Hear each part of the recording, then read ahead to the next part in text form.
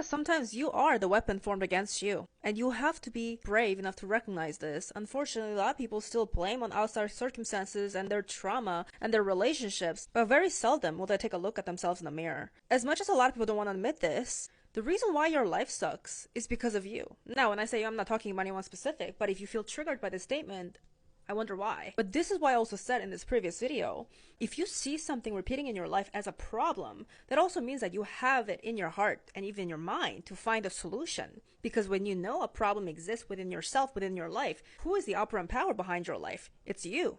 This is why you have to be brave enough to look at yourself, because sometimes it's not your life that's a problem. It's not the other people that are the weapons against you. If anything, they're reflections of what you're creating on the inside, or what you're enabling on the inside, what you're attracted to but unable to admit that to yourself on the inside. You see, this awareness, this intellect that you possess, it should not just be used as a way to judge other people on what they're doing to you or how they're treating you, who's doing what, who's not doing what, or who's toxic and who's not toxic. It's also for you to look at yourself in the mirror.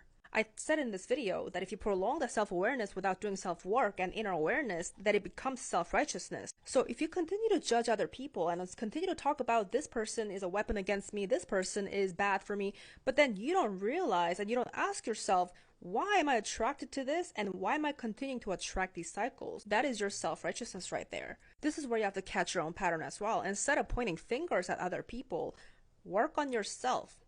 And when you work on yourself, a period of isolation will be required of you. Why? Because it requires you to shut your mouth sometimes and to just work on yourself, grow yourself, water yourself, sit with yourself, and connect to something higher than yourself.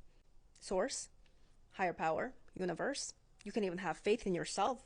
But what it means to have faith in yourself means that you believe in your ability to make your life better. That when you realize there are problems happening that you feel out of control about, that you can find a solution in there as well. It is life-changing when you realize that you are and you have been the operant power behind your life this entire life. No matter what happened to you in your life, no matter what type of victimization you've experienced, because let's face it, victimhood is a real thing. I'm not dismissing trauma at all, but these things are there to even stop you from finding yourself, from finding your own power. This is why I say you have to recognize these things as a battlefield, as a battle, and then find a solution. Find the will in your heart to rise above all of this.